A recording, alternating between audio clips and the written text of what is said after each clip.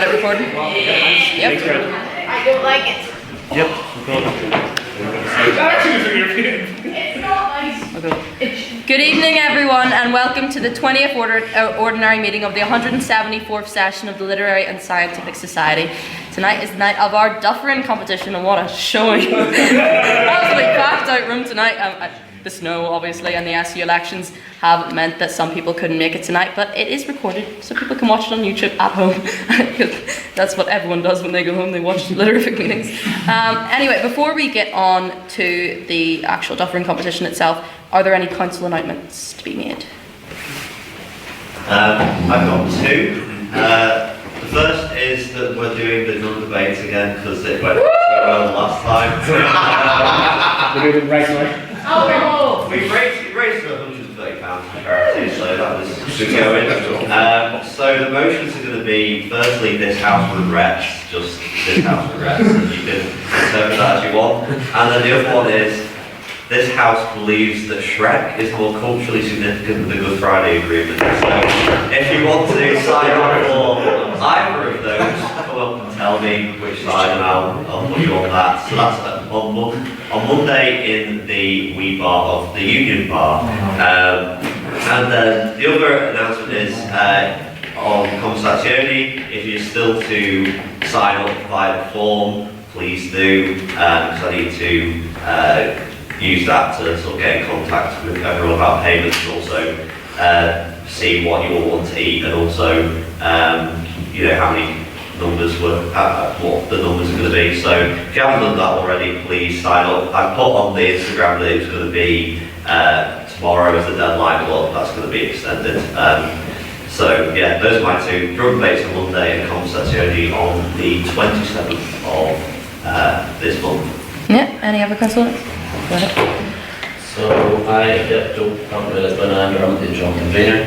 We have two spots on this has the Reformation next week, as well as one you're already on, Luke. We also have room for reserve on the opposition of this House regrets the Reformation. So if you think the rise of Protestantism was quite bad, or that the Reformation was a bad thing, please sign up. Otherwise, I'm going to have to come in and debate on this. I'm going to have to come in and debate on this and try and avoid saying not very nice things. So please do sign up.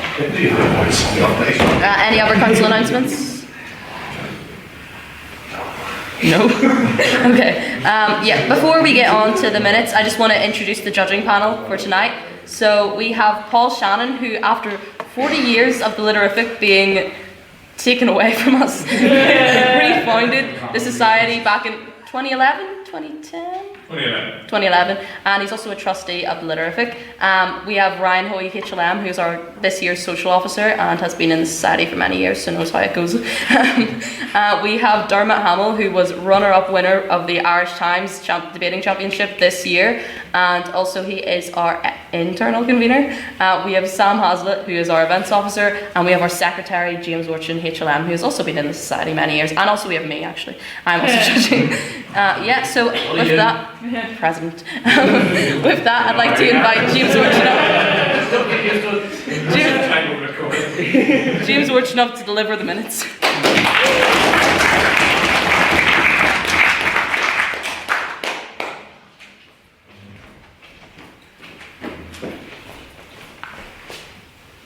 Back. There is no minutes. We'll get there again. I don't exist, okay. I should note in advance here, I actually was not aware I was actually doing the minutes tonight, so I didn't dress up. Granted, that's probably for a good decision, because coming in just a linen shirt of some description probably would have meant I would have died of hypothermia, which I think probably Keir probably would have liked the sign of. Anyways, last week the Society met on the 2nd of March for the 174th session meeting of the 19th ordinary meeting. I've modelled that up there. Anyways, for the Literary and Scientific Society, met for the motion, this House would embrace nuclear energy as renewable.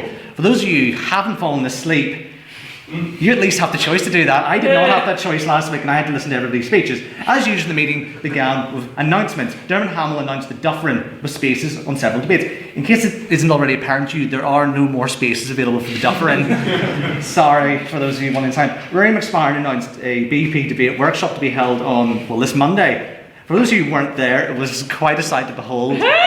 As Rory didn't seem to understand the concept of BP in advance, but I will say he did a very good job, and there were some very interesting moments during that, namely related to penguin chocolate bars. Anyways, Jack Sands announced the Queen's IV was coming up and people needed to open their houses for people to crash at, which is a terrifying prospect. Ryan Hoey mentioned the conversazione, whatever that is. Anyways, following a reading of the minutes, the meeting moved to private members' business. Dermot Hamill announced that he was a quote-unquote right-winger and not a student unionist. He reviewed the candidates for the SU elections, favouring somebody by the name of Ronnie Lynch, who I'm sure has never been mentioned in society before, for his advocacy of nicotine in particular. We'll find out how that goes in, let's say, maybe about 12 minutes. It's really, really exciting. I'm so thrilled to have the great candidates. Anyway, responses to this were heard from Ryan Hoey HLM, and that's it. And I quote, Luke Anthony Patrick Maguire raised the issue of gangs in Latin America. Responses were heard by Noah Barnley, Ciara Swale, Dermot Hamill, who stated, and I quote, 100 men and 80 beds sounds like my kind of a night. Luke Maguire and Ciara once again. Ryan Hoey HLM raised the Northern Ireland Protocol issue with the caveat that people might not know what it is. It's been a week, I don't understand it, and I have no intention of reading that document. So if Ryan wants to do like an abridged version, no he doesn't, I don't blame you. As he continued to speak, gradually more and more hands across the room went up. Responses were heard from Roisin Keenan, Dermot Hamill, that's it apparently. Noah Barnley raised the issue of Matt Hancock's what's that message? Do you remember that? That was a week ago. Yeah, never do I. Anyways, responses were heard from Sam Hazlitt, Daniel Toft, Thomas Cheadle and Tom Burns. After this we went to the best part of the evening, President's Questions, which was actually on the screen when I came up here. Rory McSparren asked whether the President would vote for Ronnie Lynch. The President said she probably would.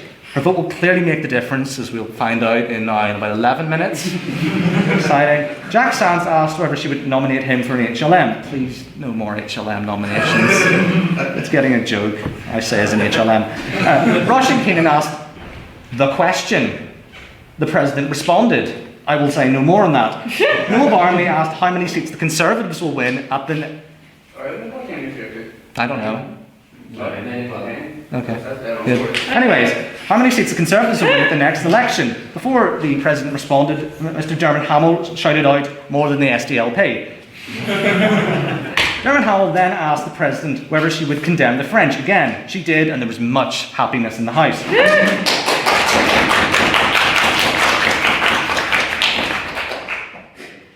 Jay Radcliffe emerged asking whether swearing and political neutrality had gone out the window. Jay Radcliffe, well known for his diplomatic and prudish approach to swearing.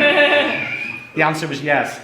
Ryan Hoey HLM asked what the President had for breakfast. She had Weetabix, which is described as boring, which is self-evident. Noel Barnley asked whether the President condemned the French Green Party. She did.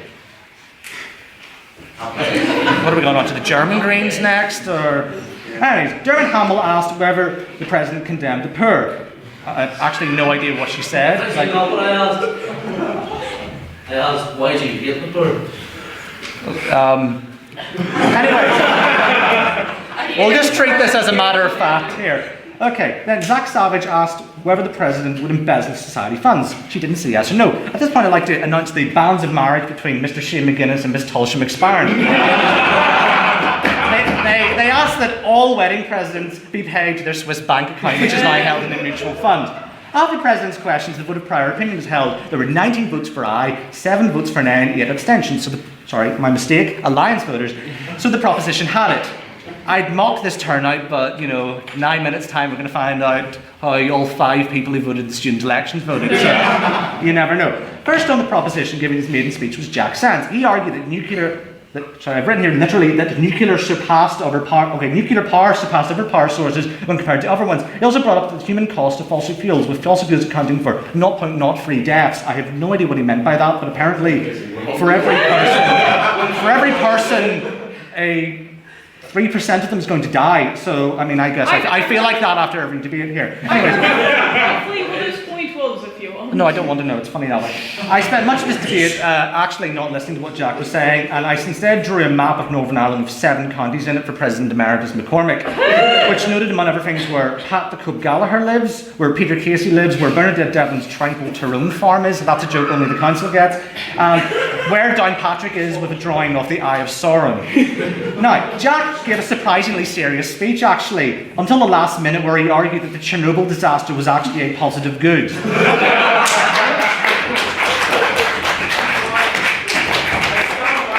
First in the opposition giving this maiden speech was Christopher Lynch. He counted many of the points of the proposition, saying that the debate was solely on nuclear and not of other fuel sources. He talked about a world where nuclear energy was pervasive, burning up Hiroshima and Nagasaki. As we all know, a major component of nuclear power is dropping nuclear bombs on yourself. If we are to embrace nuclear energy, then we need to accept the consequences. He discussed energy poverty and the non-proliferation agreements, very exciting. Anyways, second on the proposition was Dermot Hamill. Sigh is what I've actually just written here. He argued that the opposition had misframed this debate and that no war had used nuclear bombs since 1945, which is a darn shame. He argued that this was neo-colonialism to oppose the global south having nukes. I was very confused at this line of argument, I have to be honest. He then went on and decided about Edward Carson's support for the global south. He also condemned the French for having nukes, and I think there was an applause at that point.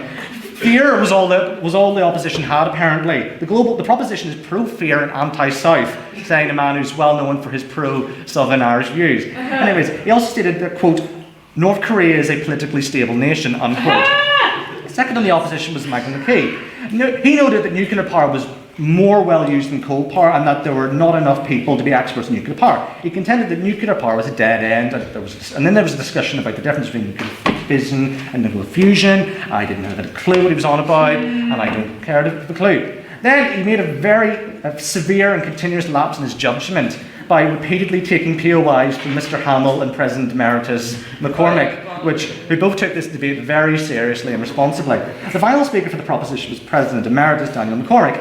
Quote, modern day colonisers, he said, slamming his hand on the lectern in fury. He defined the opposition as quote unquote reprobates. He quoted various points the opposition had made prior to the debate, saying that each person in the opposition had said that they supported nuclear power. Because this is clearly what you're doing in debating. You represent your actual political beliefs, Dermot. Anyways, he referred to the opposition as being, quote, Charlie Hawkey, solely interested in money, and they were in the pocket of the big energy companies. While I'm not a Fianna Fáil voter, I take issue with this characterisation of Ireland's greatest Taoiseach. Quote unquote, a vote for them is a vote for death. He then said, class me ever like a Bond villain. The final speaker on the opposition was the ginger thing. She compared the proposition in a mere 10 seconds to the French, which is fighting words here. She noted that the French had embraced nuclear power until Chernobyl before being opened up to other fuel sources coming over from Germany. I must confess that using France as a gold standard is not exactly to go over that well in the society, knowing our... I don't want to hear what you have to say. Anyways, France does not have the money to back up its own nuclear fleet, apparently. This has been said in a country, obviously, where we don't even have the ability to have a single aircraft carrier, so I don't think we've got much of a leg to stand on that. Kieran also took a POI, which is something that has never occurred before. President McCormick stated, and I quote, the French are incompetent knobheads, end quote. This was a sentiment agreed to by the rest of the House. Questions were heard from Luke McGuire, Daniel Toff, Ryan Hoey, HLM, Noah Barnley and Roisin Keenan. Following the debate, there was a vote on speakerability, allegedly, and not at all people's opinions. There were 22 votes for the proposition, 9 for the opposition, and 2 remaining alliance voters west of the ban. May I take the minutes as read?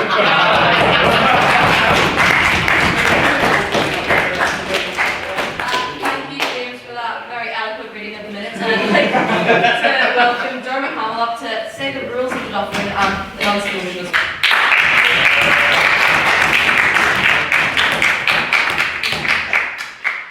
So as you can tell from the gown, the coup has been victorious. I realised I actually had one more council announcement, which was not this coming Monday, but the Monday following. There will be a training workshop at 7 p.m. on that Monday for Irish Times style debating. The idea will be to get the ball rolling for those that are interested in debating in the Irish Times next year, which is the most prestigious debating tournament on the island. So if you want to have the opportunity to shout at Southern people and quote Edward Carson and get really, really drunk on free wine, please do come to the training workshop.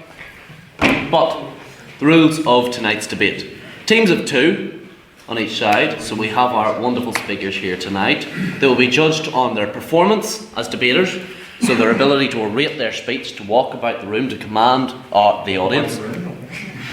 They will be judged on rhetoric, so the ability to take a speech and turn it take a line and turn it into a speech. They will be judged on argument, so they actually have to have some substance, which isn't something we believe in here in this society. And they will also be judged on teamwork and engagement.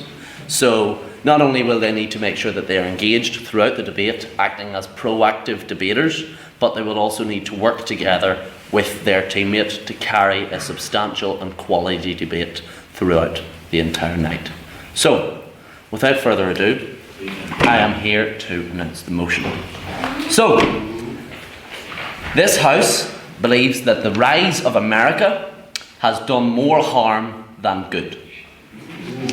This House believes that the rise of America has done more harm than good.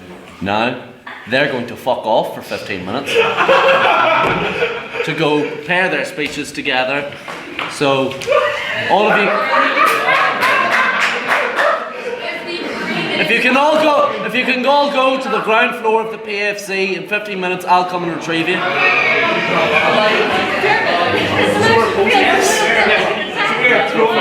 Yes, we are America!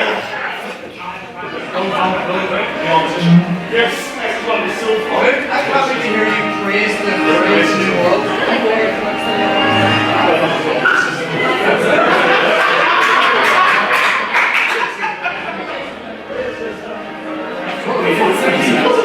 What do you think?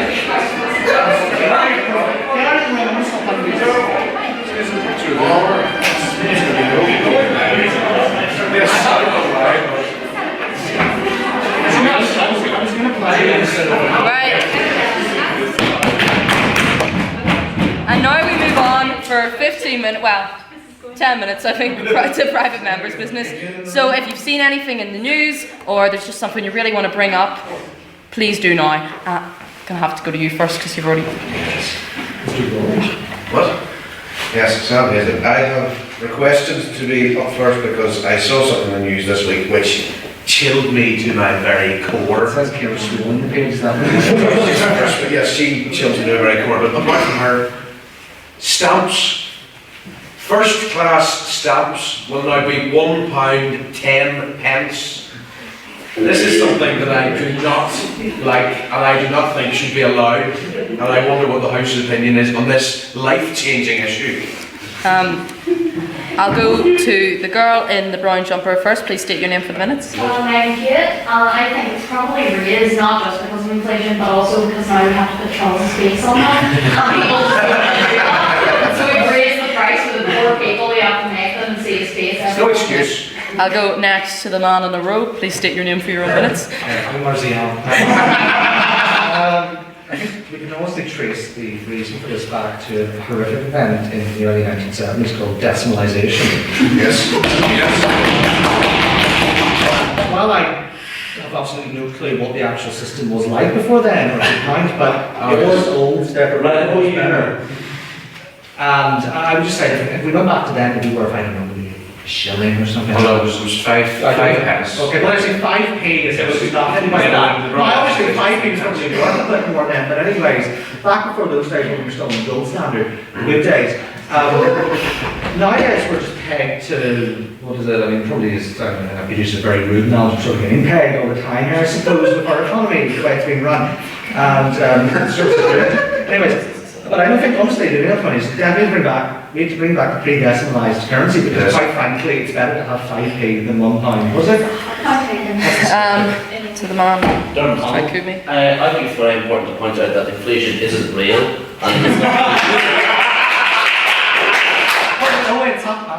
and that it is nothing but liberal commie gobbledygook.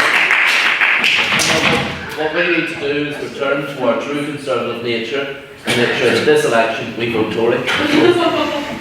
Anything on voting Tory in imaginary election? Yes, the elections. Oh. To the man in the black hoodie, please state your name for the minutes. Much like Dermot, I also aspire to be a landowning Protestant, so I'm going to blame France as well. anything other than stamps and whatever it's turned into. Let's see what's on the front page of the union. Snow! Oh, I haven't heard I'll go to Noah first because he already had his hand up. What did you think of Matt Hancock saying people in unions just don't want to work? More WhatsApp messages. People in unions. Yeah. Anybody have any comments? Students' I'll go Dermot first. Face. Go. I probably said the same as whenever Kim Kardashian said people just need to get off their arses and work, and that was very good. well, Yeah, to the man in the robe. People in unions who don't work, it's almost like a certain students' union. This is all recording as well, just for there. Anything I actually on... do have an interesting one on that. Okay. So, I was actually out canvassing on the students' union. Outside the PEC, which is notorious for brilliant people that engage with trade unions and such. And while I was there with all the right-wing gym bros that were off their tits on, various steroids, I tried to canvass one gentleman who, at one point in a very, very strong Ballycastle accent, decided to tell me that he doesn't believe in trade unions and any of that lefty shite. I would like to point out that at the time, I was standing in a three-piece Italian suit. So, clearly a representative of the trade union movement. Anybody else on the SU trade union movement? I'd like to note that it is actually, from my computer, 4 minutes past midnight, 7:30, and there are no results. It's 4 minutes past 7:30. I speak like the Germans right now. So, this is disgusting. Any other pieces of private members' business? There's apparently... It's snowing. Anybody on the snow? In case anybody didn't know. The man in the pink shirt. It's snowing, and that is just to show the global warming.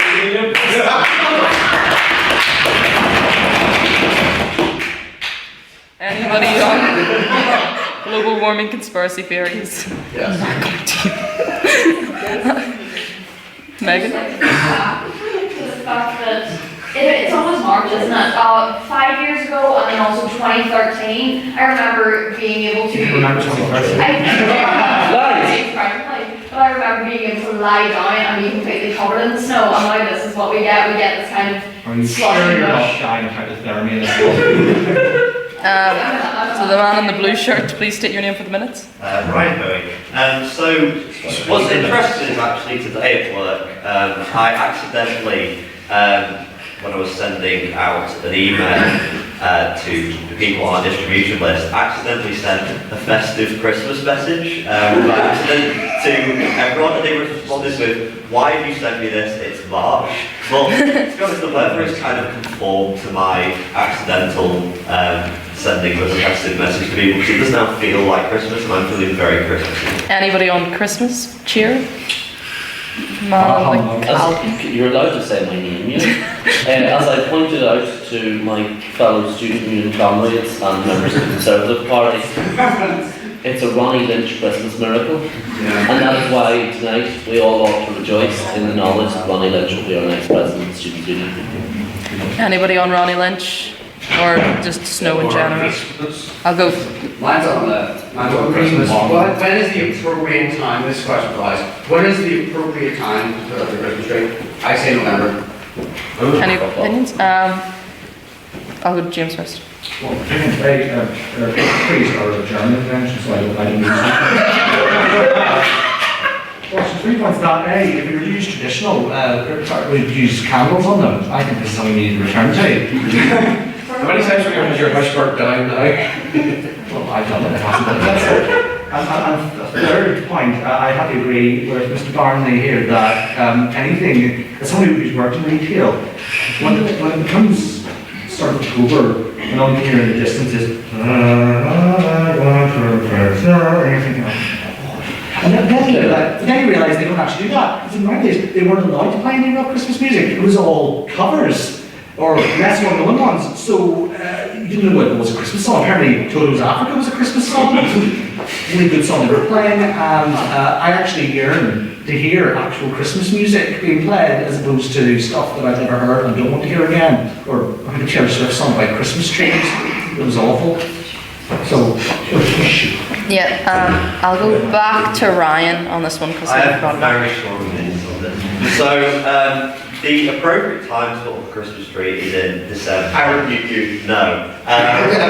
Because one thing that really annoyed me, I think it was last Halloween, was going to, yes, different season, but I was going to try and find a last minute Halloween costume and was walking through into the I can't remember which shopping centre it was, and there was a guy stood out there this is before Halloween, in a full like Santa get-up thing, saying Happy Christmas to me as I was walking in, and I walked in and the whole thing was decorated in, Christmas trees and all Christmas stuff, and all of the Halloween costumes had been taken off the shelves. It was all Christmassy stuff, and it wasn't even Halloween yet.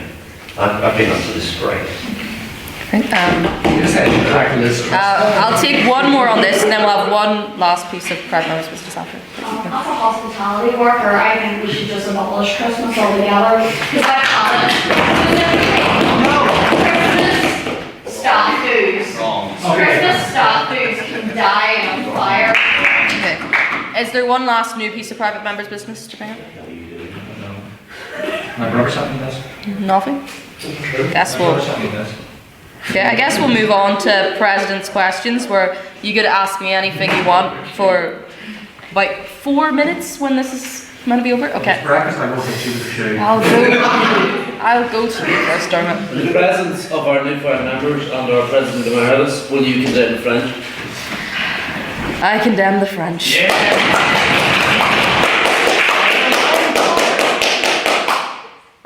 Ryan. Well, I'm scared because I feel like we're going to get a shoe thrown at me. But I don't know when we're in the company of our guests tonight. I don't know when the breakfast question actually started. Early. Very early. What was you doing? What did you have for breakfast? I went a bit weird today. In that I had noodles for breakfast for some reason. Noodles? Yeah. You degenerate bastard. You again. As a result of your previous answer, will you resign? You can't coup me that easily. Yes, I can. There's better things to coup me for. I've cooked you twice this week. Any questions from anyone else? Oh, they were like vegetable ones. I don't know the brand. Why do you hate the poor? Why you can't ask the same questions every week. You just did. That's a tradition with the society. As I responded last week, Tiernan, what do I do? But it doesn't make sense unless you know. As to why you hate the poor. I don't hate the poor. Shame. Resigning. Okay. Oh, this is actually a good question. I'm gonna say Sparks Fly from like Speak Now. Early Taylor Swift. Oh, it's not hipster. That is a 12-year-old girl. Yeah, hipster. Our dear President, I'm very excited for the conversation, blah blah blah. The conversation. I am very excited. I went to the FemSoc formal and it just got me ready for our conversazione, which will be On that point, so much funner. resign. You can't POI. You asked for the second. I didn't. I fucking can't.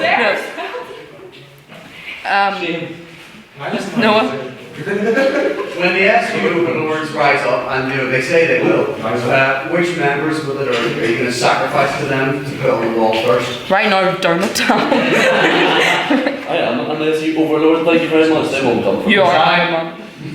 I am the member of the SU bourgeoisie. Any other president's questions? Why? Why not? Please. I'll go. Whenever you brought up wine, when you think, when was the last time you were in W5 and what's your favourite part of W5? Last time I was in W5, I think I was P7. And my, I think they're not. so I was about 11 years old, and I think my favourite part was the giant bubbles you could make. Should I get the children? No, it's more fun actually, just A little bit bigger. that's what I'm saying. How much time have you got left? 230 seconds. feeling really cold, so probably take a minute to walk over there and retrieve all of them. Do you want me to go? I'll go as well. Any other president's questions, I guess?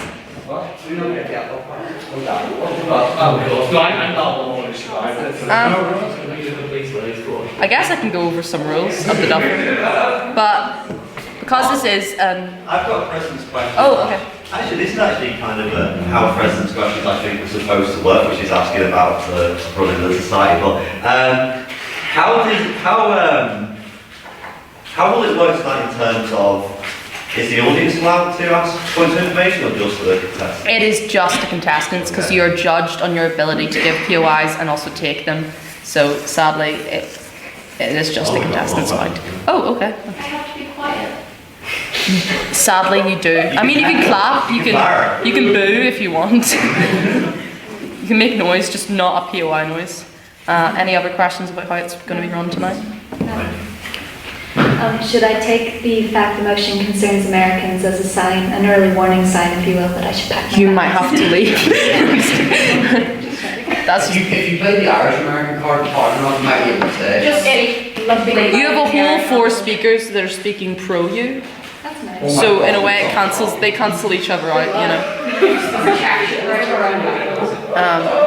Any other questions about the running of the society in general, I guess?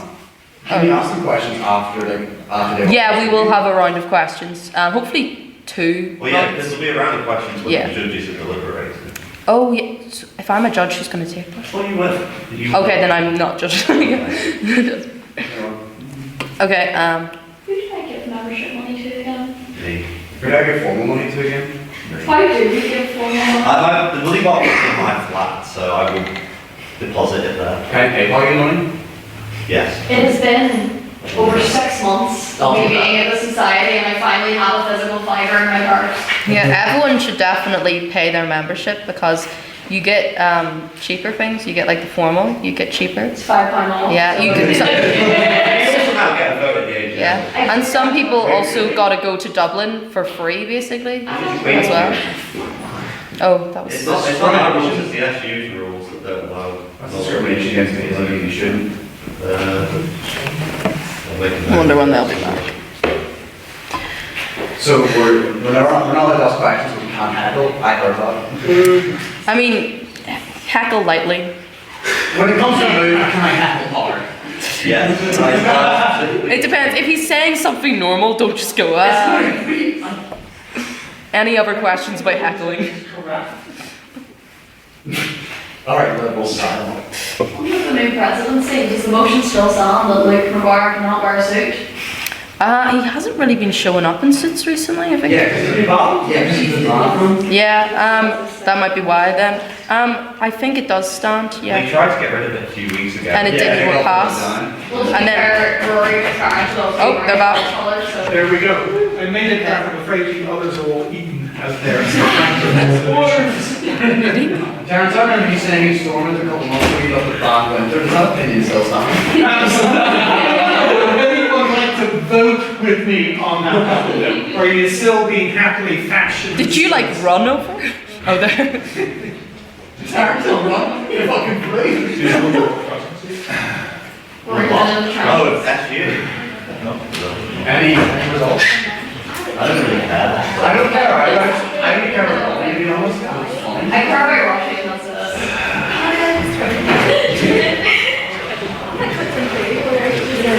I know I made a mistake.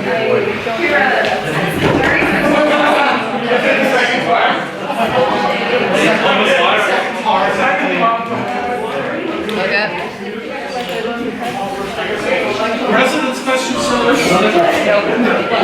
That's gone.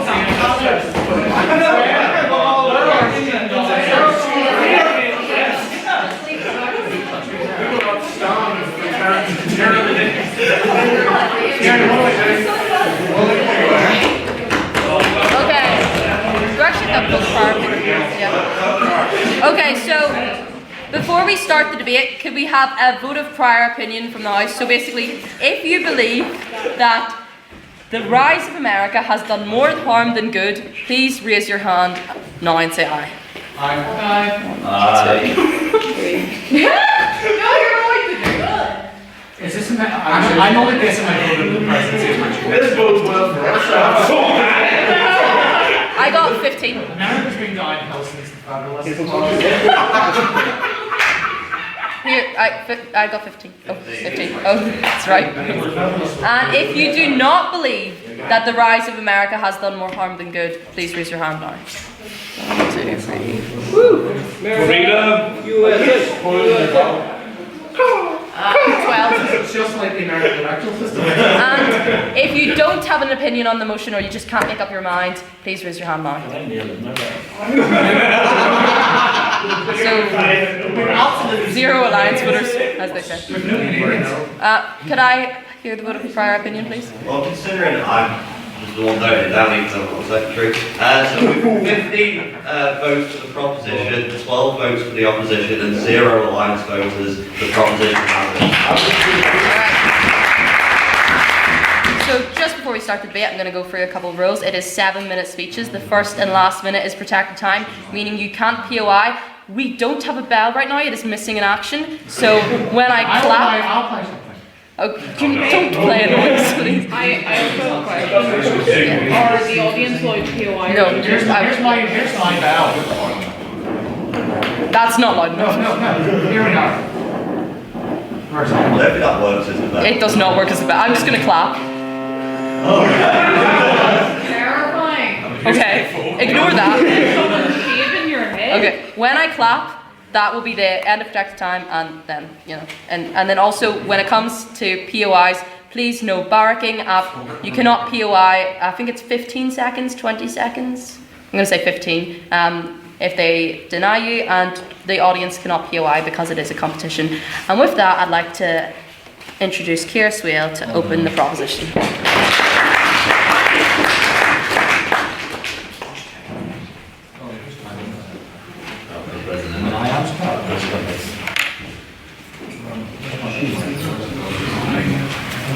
I will make faces to put you all off.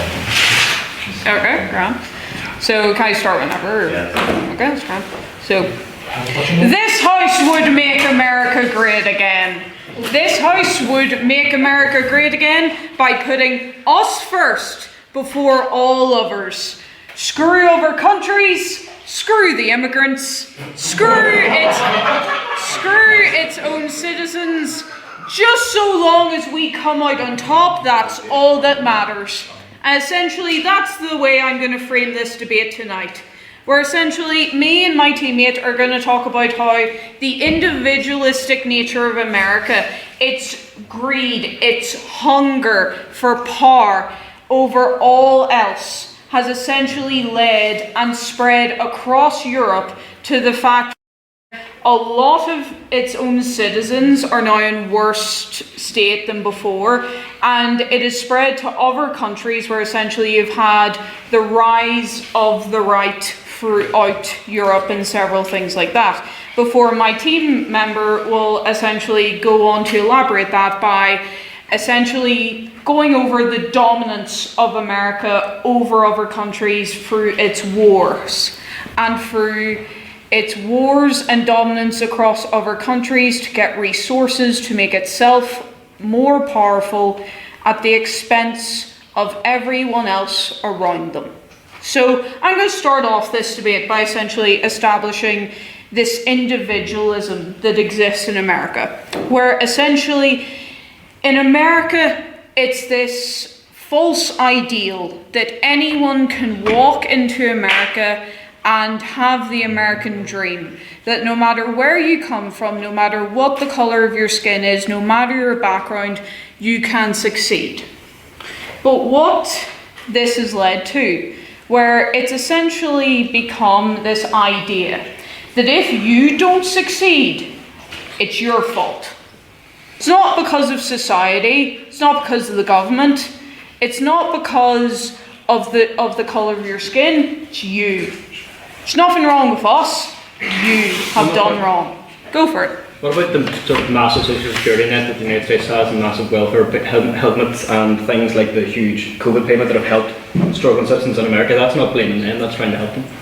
Yes, but at the same time, you're ignoring the fact that the Republican Party has essentially tried to take down those payments several times. Also, you're ignoring the fact that in America currently, essentially healthcare is so limited, and the fact that because of this capitalistic tendency in America, especially of healthcare, they've essentially controlled the market and had monopolies to the extent that people cannot afford basic healthcare, and they're going across to Mexico to get basic medical needs. So, essentially, as I said, you're responsible for your own success. Anything outside of that, that's not their fault, it's yours. And essentially what this has created is this capitalistic hellscape, where essentially people value money, they value power, they value influence over anything else. And what this has led to, we especially see this in terms of healthcare, which I just mentioned. For example, in the United States is a well-known fact that essentially if you get in a fortunate accident, if you get cancer, if you have a baby, if you have a medical addition from birth, you could potentially go bankrupt. To get a basic education, you would have to fork out thousands of dollars to have a debt that you can't even write off, with interest rates that have gotten so high that many people are struggling to even make the interest instead of their own loan just to provide themselves with an education, something which should be a human right. And the third thing I'm going to talk about tonight is kind of this idea of America first, screw all the others, has expanded its way in politics as well. With Trump's movement coming out where we must take care of ourselves, we can't take in immigrants, we have to essentially expand our influence across countries, and we need to take care of ourselves instead of everyone else. This has led the aspect of Trump's rise in power has spread across the world. We've seen this in France with the rise of the right in terms of Marine Le Pen. We have seen this in terms of the rise of the right in Italy, where this rise of this individualism and this America first, screw everyone else, has essentially has spread across the countries to the point where there are entire movements based on we're not going to let more immigrants in, we're going to cut social benefits, we're going to have more money in our pocket to make sure that we rise over everyone else. And essentially it has also led kind of the rise of Trump and the rise of America First has also led to a rise in hate crime, actually, where essentially when Trump rose up, it became socially acceptable to say, here, they shouldn't come into our country. Here, they don't speak our language, so they're not part of us. Or here, we shouldn't let more of them come in here. Which has led to people in France, for example, Eric Zemmour, basically coming out and saying, right, if immigrants are coming in, they need to pay. If immigrants are coming in, they're not allowed to express their cultural heritage or their religion because they need to integrate into our culture. We don't want their culture, we want our culture. If you don't integrate, if you don't become part of us, if you don't benefit us, or if you're kind of slightly irritating to us in any way, screw you, we don't want you. And that is essentially the point of my speech tonight, where essentially this individualism in America and this need to dominate above everything else at the cost of its own citizens, other countries, and the political landscape around it has led to America doing more harm than good. Thank you.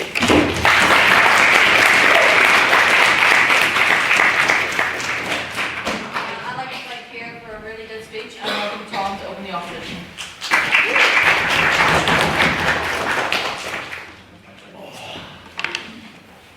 Madam President, panel, members of the proposition, members of the House, we accept that America is messy. There is no country in the world that we can agree, I'm sure all of us or any of us, is inherently a good country. Every country has its ups and its downs, has its positives and its negatives. America is no exception. As a country of 350 million people, we cannot expect complete moral purity from such a massive state.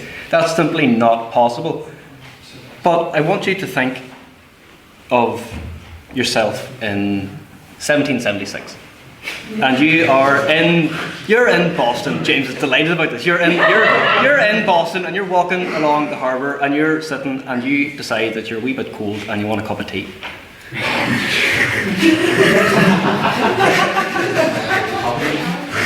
If there was, without the rise of America from the American Revolution, without the incident in Boston, without all of that happened, we have no America as we have it today. If America was still a British colony, or for that a group of sort of smaller continental states, we do not have the America that we have today. Luke will go on and mention later on, His Excellency Pope Luke will talk about the impact of America on the global stage as a positive for the world, using World War II. To look at it today, without America, the war in Ukraine would be going in a very different direction.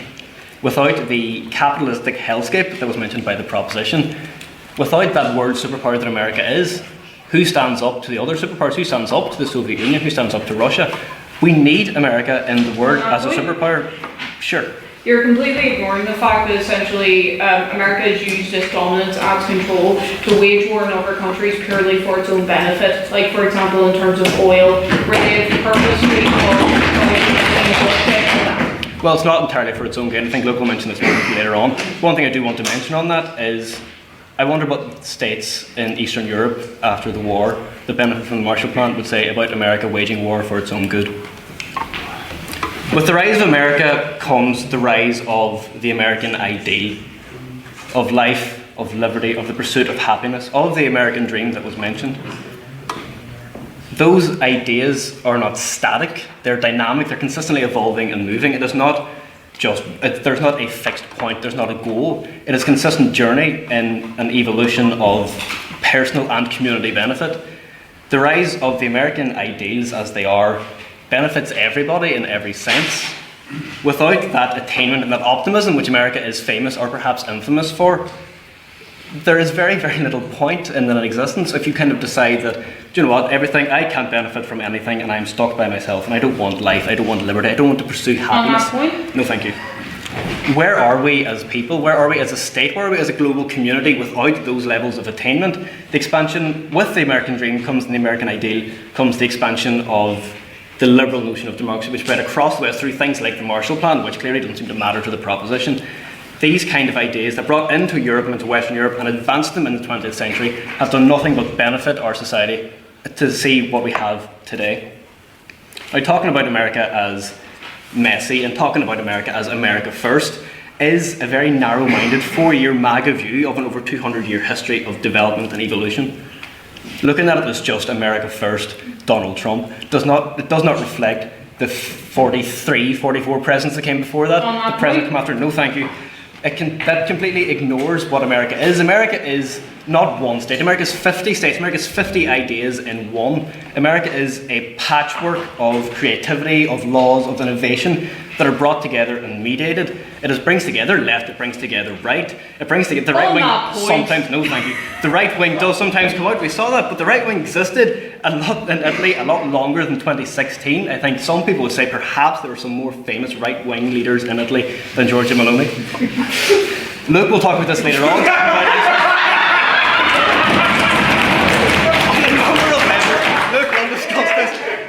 specifically from Isaiah Berlin's what he called the plurality of ideas, the bringing together of different ideas to create something that more people need. He might probably mention something kind of right-wing. I'm not entirely sure. I can't predict what he says, neither can he. But what America does, which I think is genuinely remarkable, it brings 350 million people, it brings together 50 states and brings them together. There's not very many countries in the world can say that they can do that with the effectiveness that America has. It's not always perfect, for God's sake, we know it can't always be perfect. But what it does really well, is that it has maintained that certainty of what America is, despite having 350 million different ideas, 50 different states that have different ideas. That to me is remarkable and has shown, it sets a good example for different countries and different countries across the world. On that point? Yeah. How can you have a spread of ideas when the majority of the Supreme Justices who regularly meddle in politics are picked from one party?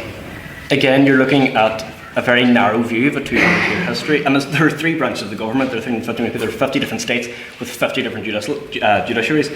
There isn't just one single court that decides everything. There is an awful lot within America where they can have ideas and develop these ideas. One court that decides it all for everyone.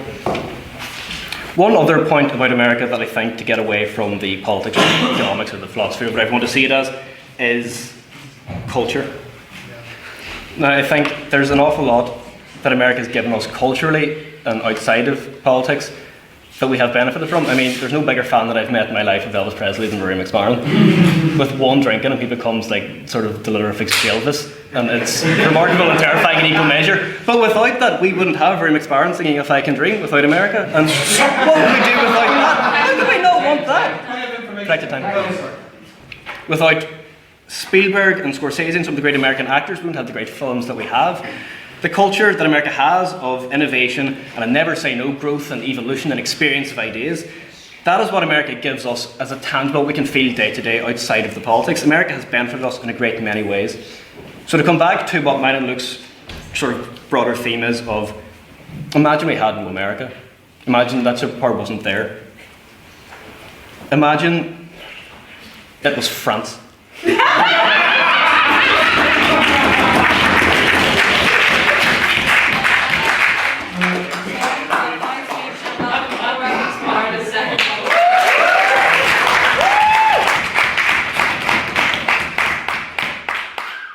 Well, you know, it's funny because you said about imagine it was France, but you said about cinema just before that. American cinema and its stylization first happened in France, so I guess American greed, as Kira said. Perhaps it'll be unspoken about by the opposition tonight, but we're going to speak about it a lot anyway. You know, one of the laws, and I wish they would really have delved into this a bit deeper, of American capitalism and American expansion and the capitalist development is its never-ending expansion. And that means expansion and expropriation of the third world. A process that's been going on for about 400 years. You know, we all know who was maybe started it, the English. And most recently and most successfully, it's been, and most impressively, by the Americans. And that would be the American ruling class. It's been perpetuated by the ruling classes of these countries, not even by the ordinary people, which, you know, I would argue it's more the ordinary people are the ones who are creating art and similar things that Tom talked about. The ordinary people simply pay the costs of empire. It's American soldiers who are going out to the Middle East, everywhere else in the world, Asia, you know, South America, and they're the ones who are dying and being sent home in coffins. It's not, as they say in that very famous American song, Fortunate Son, those with the silver spoon in hand, here, go in there. One of my favourite songs that people rarely realise the true meaning of. So yes, and much of the American expansion has been clouded by an image of human rights, threats of foreign governments, whereas it really is, it's a danger to American hegemony. And now that's really what Tom really hasn't talked about so far. You know, I remember he mentioned the Marshall Plan. The Marshall Plan wouldn't actually have happened if America was the one singular or sole dominant superpower on the planet. The entire purpose of the Marshall Plan was to make the Eastern Bloc essentially look bad by pumping in money artificially into West Berlin and all of the rest of the Eastern European states who were more allied with the West. It's been interesting that ever since the collapse of the Soviet Union, the standard of living across many Western countries has dropped. And that's because, there's not really that fear, there's not that ideological battle occurring anymore. Well, on the scale that it once did, And, that's why America has to expand its economy across the world. And, it's typically always been wrongly suggested that America is being, they're sort of going to poor countries and countries that have dictatorships, similar thing. But most of these countries are actually rich. It is only the people who are poor, the timber, the rubber, the copper, the cheap labour, and at times the slavery. American politicians typically call these countries underdeveloped, but what they really are is overexploited. The money, the profits, the greed, of course, going back to Washington for the taking by the American ruling class, the people in the deliberately overexploited countries are left with only the toxic slag heaps and the scars of empire. You don't go to poor countries to make money. Many of these countries can end up being bombed to oblivion. And of course, America plays the good guy, coming back in years later to rebuild roads, critical infrastructure, and then they'll make cinema movies about how their soldiers were upset bombing these countries and all that kind of thing. And we even got to address, if you look at the more recent examples, I'm going to talk about maybe the last 20 years, Iraq. Who was in power in Iraq was Saddam. Do you know who originally put him into power? Do you know who was the West's golden boy whenever he was he was the anti-communist in the Middle East? It was America put him into power. 30 years later, they come back and call him an evil dictator. Iran. We all know about the Ayatollah, and I'm not on about my sister, the president.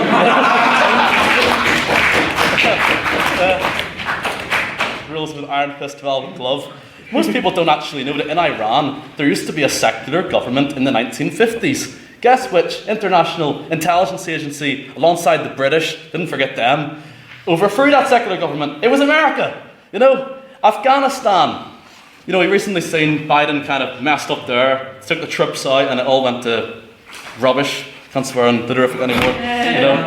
Okay. And Afghanistan's now a selection of tribes spread out where, there's been some mad stuff, women banned from education, all the rest of it, the Taliban. Guess who first gave those people the Stinger missiles, which was shooting down American choppers recently? It was America. The Mujahideen, the 1980s. That's not even that long ago. And then, even the countries where the criticisms are incredibly valid for the dictators, the similar things. Libya. Let's look at what happened in Libya. Gaddafi was in power. He was a tyrant. Everyone in Libya could have lived like kings with the gold and oil money they had. But the question is, how do you take a brutal country and somehow make it worse? Because now we have slave trade in Tripoli and similar places. And we've heard from the opposition tonight too that American welfare is amazing. And let's talk a little bit about cinema and TV. I would like to remind the House of my favourite TV show that is a good examination of American welfare, because we heard a bit about COVID payments and all earlier.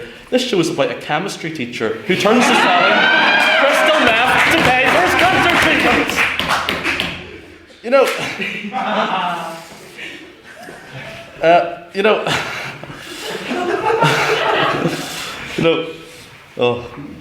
The Marshall Plan. I wanted to talk a bit more about that,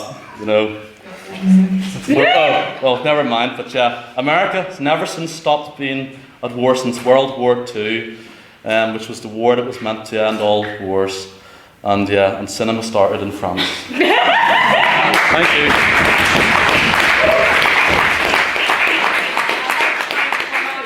Really good speech, and welcome Luke McGuire.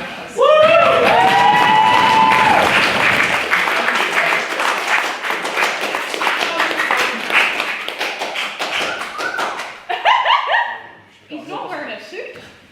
It is good to be back.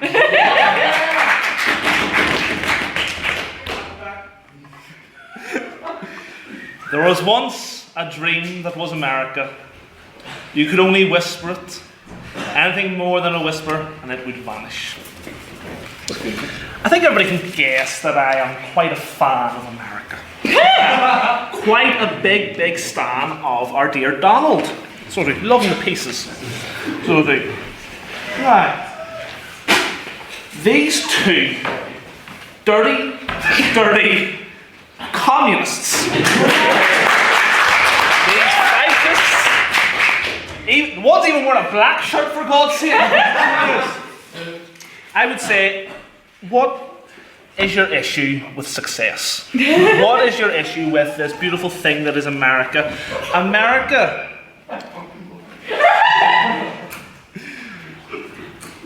America has, as the world superpower, a responsibility to all people in the free world. And also, more than this, they have responsibility to people who are not free in the world. They have responsibility to ensure that people have the ability to go where they want, to live a life as they would choose, to choose life, liberty, and the pursuit of happiness. You would have America isolationist, withering away. So you would have us speaking German, Russian, saying comrade or say heil. I know you love fascism that much. Seriously. There was once a point made by her about America's healthcare system. The truth is that one of the biggest reasons why America's healthcare system is so expensive, it is because of us. Because of all the countries that have all these Medicare programs, all the social welfare programs, because these multinational corporations will make their money no matter what, and the only place where they can properly charge enough to make a profit is off the backs of the American working class. So yes, we're to blame for America's healthcare issues. You're the problem. I don't go to the doctor, I'm fine. I probably should. Yes. Now, a point was made about American culture. And I think American culture is a very, very beautiful thing. I think American culture, particularly on the point of cinema and world culture. On that point? No, silence. On the point of world culture. Now, I don't know about you. I would rather be watching Quentin Tarantino or Scorsese film and listening to some American Elvis song, wonderful things like that. Or would you rather listen to some British stars, Jimmy Savile or Gary Glitter?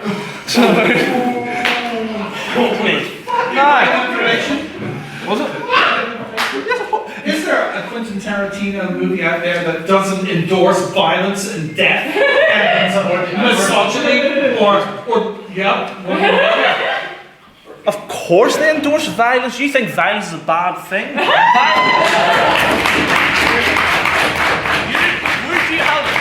Would you have peace at any cost? Would you have peace under the foot of the German Gestapo? Would you have peace at that cost? I would say no. I would say stand up. I would say choose violence. I would say, a more common theme between my points would be that America is a very, very, very flawed nation. I do love it though. America's a flawed nation. But imagine we had something worse. Imagine we had something French. So we take... No. Now, you made a point,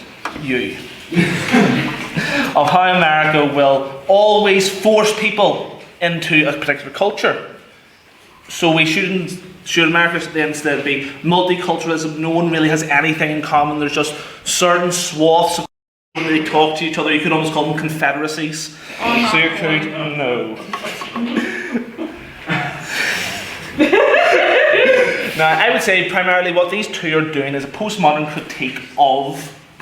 Marxist critique of America. That no matter what you will do, all success comes at the expense of others. This is simply not true. Success comes at the price of hard work, something that America is very good at. No. You think I'm going to be... Whoever takes my POI, it's only that man down there. So it is. I rebuke you.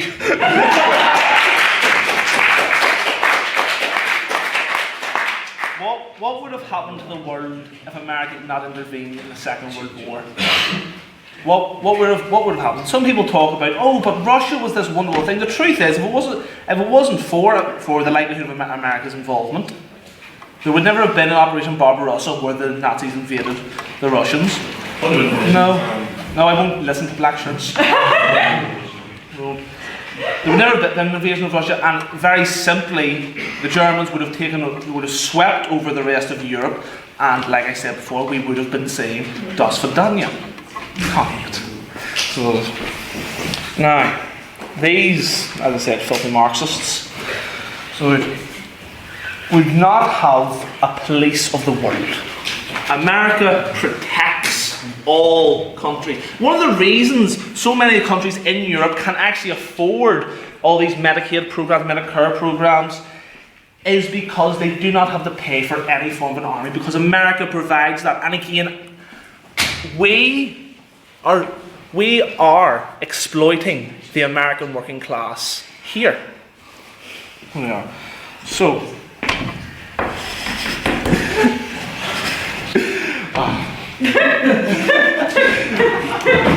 America is individualistic. Yes, that is true. I completely agree there. There are essentially 50 countries within America. America is an idea. Isaiah Berlin believes in a plurality of ideas, not just one idea to solve all things, and I'm sure these Marxists would be very happy with. So is that there will be flaws, of course there will be, but there will also be beautiful truths, like the war in Vietnam. I will go on to defend the war in Vietnam with no time I have left. So, second. Thank you.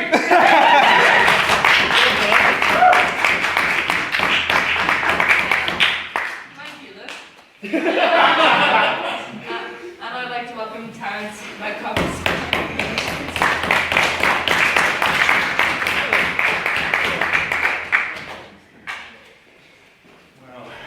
Don't quite know how I can follow that, but maybe I should take off my jacket.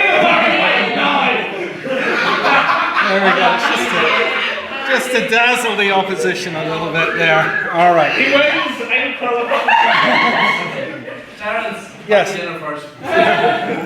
All right, you've all been warned.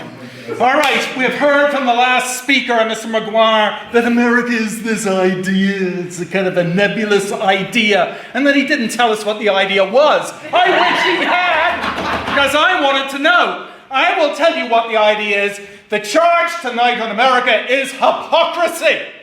That's what the idea is, hypocrisy and nothing short of it. And let me tell you where it starts. It all starts back with original sin. Yes, people have had their hands in their hearts and they've spoken about life, liberty, and the America... Oh no, that was Superman. Life, liberty, and the pursuit of happiness. Well, what happens if your pursuit of happiness is to enslave another man and drag him off to your plantation and make him do some work? How does that sound? Pretty good, eh? Well, that was certainly in existence. It was there as the original sin. Slavery, slavery, slavery. And this wasn't like the Romans. Romans believed in slavery. You could be a slave for the Romans, so did you. All of that could have happened. No, the Americans were very, very, very specific because they were looking for a certain racial profile to fit that slavery. I'll take it. America, alongside Britain, were the two biggest superpowers against slavery. They abolished it. Against. Can you give me a date on that? It was the 1830s before they managed to get out of their backsides and decide that maybe enslaving Africans was a bad idea. 2 centuries they had of it before that. I've been to Gettysburg.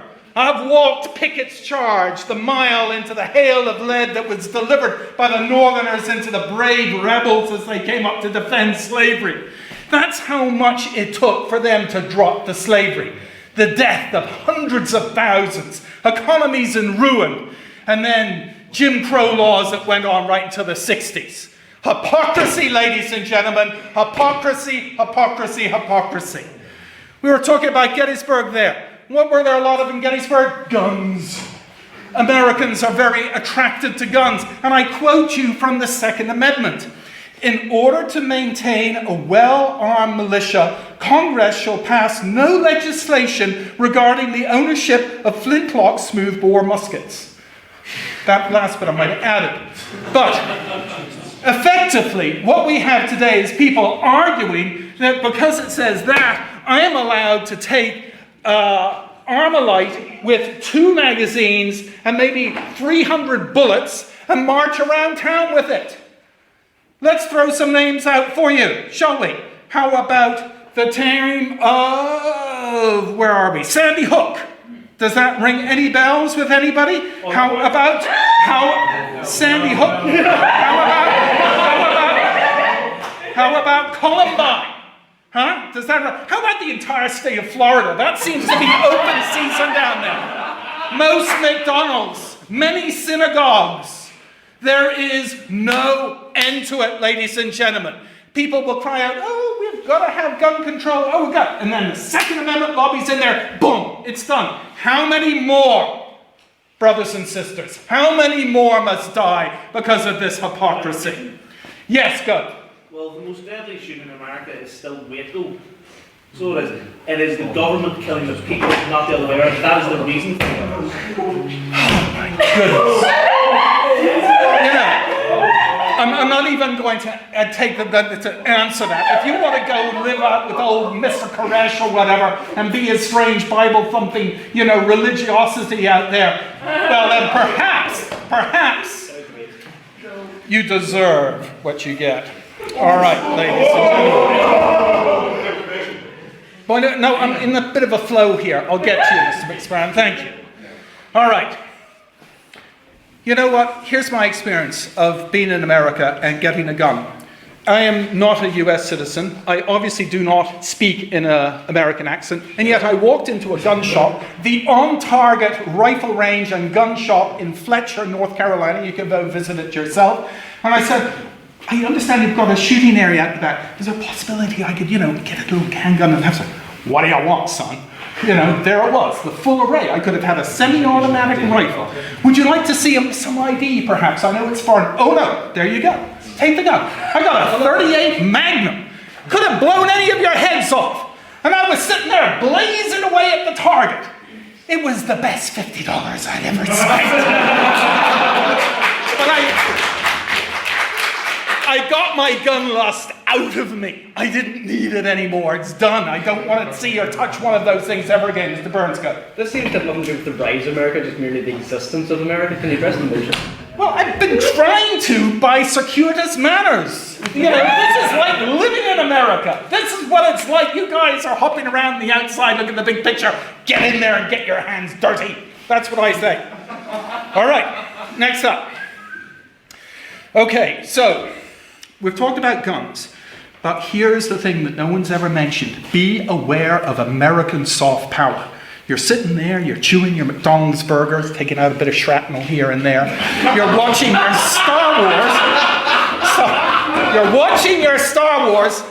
Violence and incest. That was what was going on in Star Wars. You're watching your Tom and Jerry. Extreme violence, cruelty to animals, and lazy racist stereotyping. And you're enjoying it. I don't know about you folks.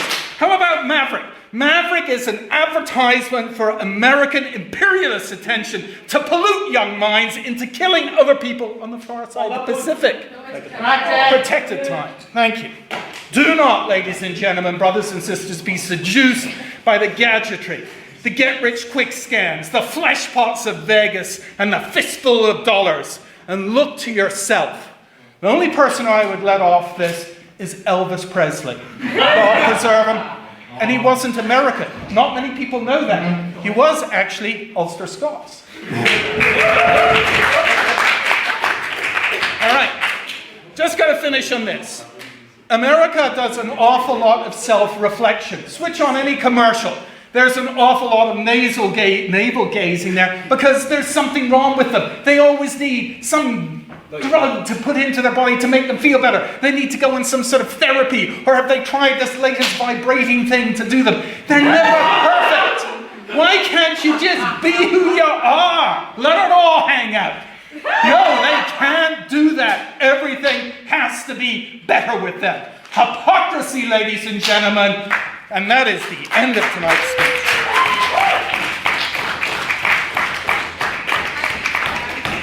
Didn't mean you got it.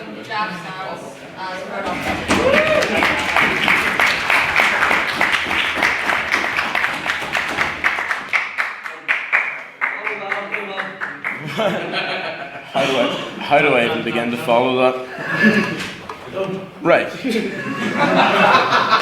Our first and second proposition tonight, Kieran Cormac, brought up America's so-called greed. Fair. America is fair. But I ask you, is no other country guilty of greed? Is this country itself not guilty of greed? Is world history not a series of countries, empires even, fighting each other, spilling the blood of its young men and women over resources? We here in the West enjoy the best standard of living I think the world has ever seen in its long, bloody, cruel history. Why is that? We have to ask. Maybe not solely on America's part, but America has certainly contributed to the standard of living we enjoy here in the West. World trade, as it exists today, would not be possible without the existence of the American Navy. Sea power, as it is said. America holds 11 of the 47 global aircraft carriers. The Department of Defense has spent $1.73 trillion amongst six subcomponents in 2022. Most of the American Navy at the present defends our trade routes. You would not have access to the building materials, the technology, the clothes, the food that you have access to without these trade networks. I think without the American Navy, we could still, most other countries could still take on the Somalian pirates and we could still trade them. Right, what happens when another superpower decides that they want to take over the trade routes? What happens if a superpower that isn't exactly friendly with the West decides to take over those trade routes? You have to think about it. We expect so much of America, it's taken for granted. They defend our liberties in a way that other countries don't. They bring with them the marketplace of ideas. With these trade routes, cultures globally have become more and more accessible. We wouldn't have as close a connection to our neighbours without trade. On that point, Right, fair. it also leads to homogenization of cultures, where essentially, because of Western influence over many countries, cultures are dying out because you have to be English or American to even get a job or to do anything like that. So cultures are dying out because of this America's dominance over the world. Right, America's dominance over the world. I'll ask then, English is the world's leading language. It's the language used for trade. Fair enough. Homogenization of cultures. I ask, are they not still there? If you travel Asia, will you not come across a multitude of unique cultures? Will you not come across experiences you wouldn't get here? It's the marketplace of ideas. Why would we cut ourselves off from the cultures of the world? Why would we cut them off from ourselves? But with this so-called melting pot of cultures brings innovation, brings technological innovations that we enjoy today. I would ask how many people in this room have one of these in their pocket? How many people in this room? Oh, welcome Expire in the corner. How many people in this room have one of these in their pocket? How many people in this room have used the internet today? The internet was invented in 1983 by Robert Kahn and Vincent Gerfin, developed their communications model standardizing data transfer on multiple networks, the modern day internet. With the internet has come the so-called snowball effect of technological innovation. Think of the technological revolutions that America has created. We have everything from medical advancements, 3D printing, the moving assembly lines, interchangeable parts, computer-aided design. Once again, the internet. 5 billion people worldwide 5 billion people worldwide using the internet, about 500 billion internet-connected devices, all from Silicon Valley. I ask you, how many people, if the internet was to go out today, could continue to survive? On that point. No. How many people, if the internet was to just pop out, how many things, if the internet was to just pop out, would go away? No. Medical advancements are sort of my speciality. I do a biomedical science degree. Many of the things that I learned wouldn't have been possible without the internet. Most of our modern medicines could not be developed quick enough to combat these so-called superbugs which are developing if we didn't have scientists from all over the world able to pick at each other's ideas, able to meet each other in a virtual space instantaneously. We rely on so many things that America has brought us. We rely on so many things that America continues to provide us. And I don't think it is fair to look at them only under the lens of what they've done wrong. We take everything we have for granted. We forget. On that point. No, we forget the immense benefit of having America as an ally, as a world stage, as the main world superpower brings us. My comrade Rory over there is going to bring up later also the idea that America has probably the cause of the age of revolutions. Many of the world's sovereign nations, many of the world's... What is James saying here? Many of the world's sovereign nations would not exist in the way they do today. Many of the world's systems would not exist in the way they do today. Many of the world's trade networks, many of the world's medical systems, the things we take for granted on a day-to-day basis, America has provided. On that point? No. It's I'm going to relinquish the rest of my time. Thank you very much.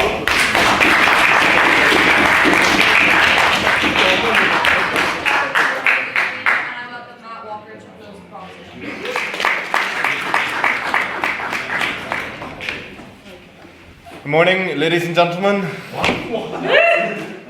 Oh, good night. Good night sounds like going to sleep, so I don't want to say good night. That's a good start. I wanted to talk to you about American imperialism. The idea that you can justify anything in terms of the greater good, which if anybody has seen Hot Fuzz, they will know that the greater good can lead to killing gypsies and leaving them buried underground as the greater good. This idea of freedom while also taking away the liberty of black people and introducing slavery to them. The hypocrisy of being foreigners, or hating foreigners while also being at the same time from foreign lands. Killing off the native population with their diseases and their guns, I guess, is really their cowboys. Which, as my friend has brought up, the hypocrisy in America is absolutely appalling. The idea that they like to steal their people's sorry, excuse me.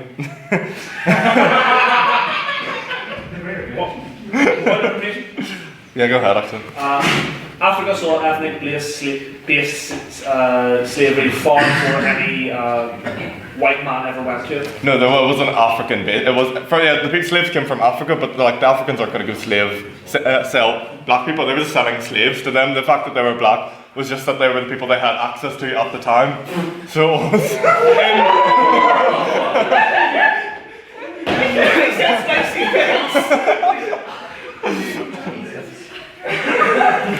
The American cult-like culture of praising a flag as if it was a swastika in the schools, thinking that it would save them from the peril of everything else.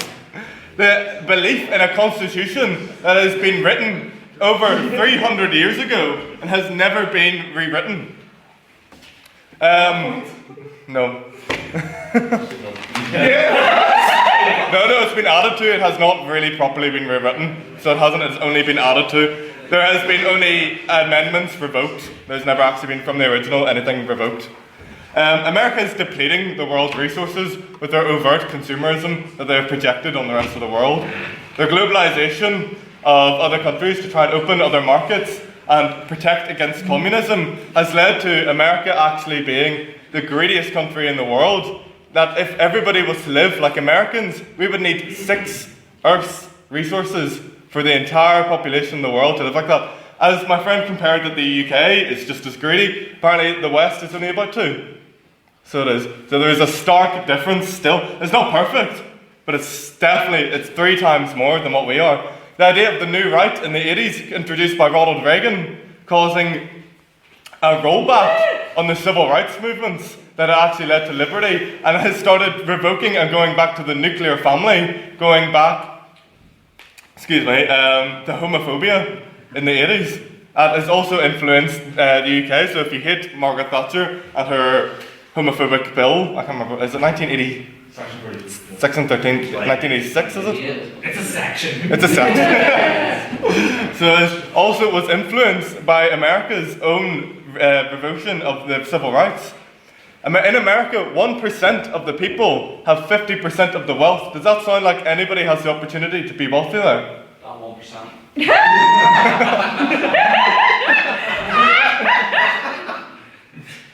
I don't even know how to respond to that.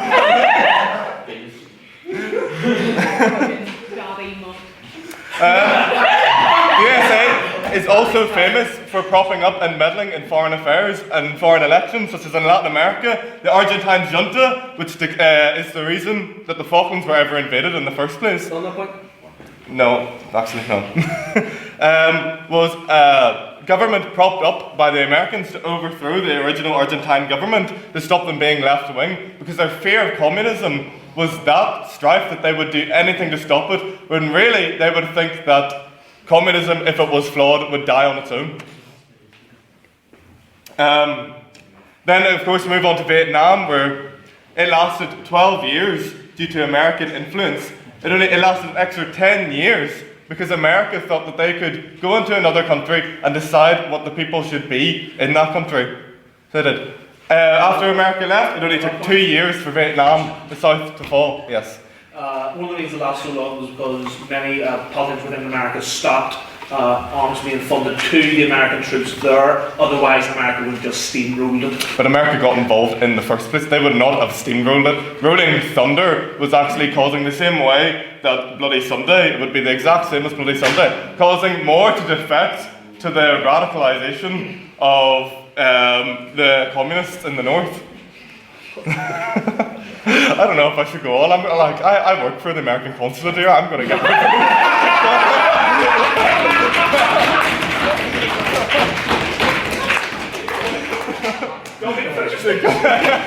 Why do you think the war? Excuse me, actually, I'm fighting on the behalf of the poor this time, for once, okay?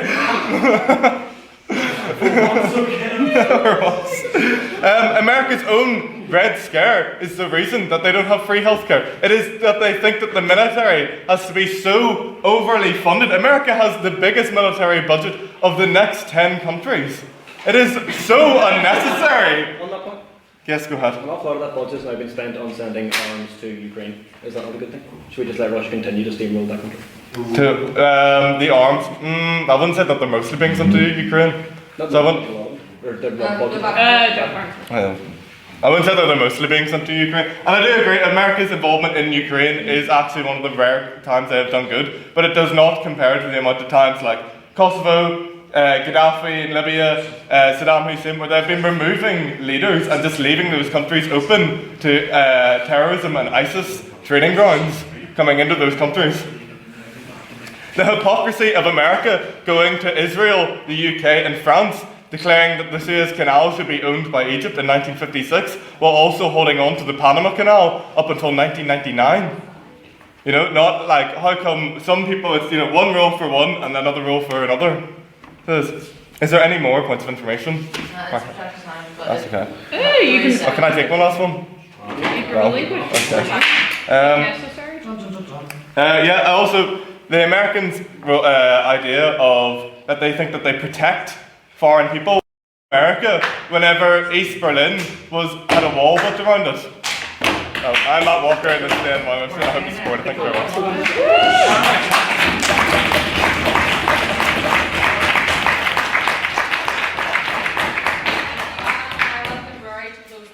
Before Rory begins his speech, I'd like to welcome you all to the last rites of Matt Walker. I've got an amazing announcement. Society has won in its Fenstock. Wait, someone's not here. Me, Mr. Sands, and the opposition.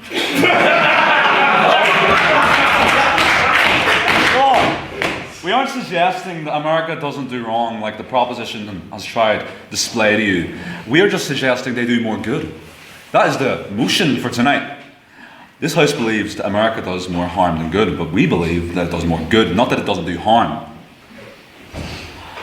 My friend Jack has stated, well, more addressed, America's overwhelmingly positive good trade, culture, and its effects on healthcare. Me, myself, I'm going to be talking about the age of revolution and how America really protects us from a lot of foreign powers, a lot of problems we face.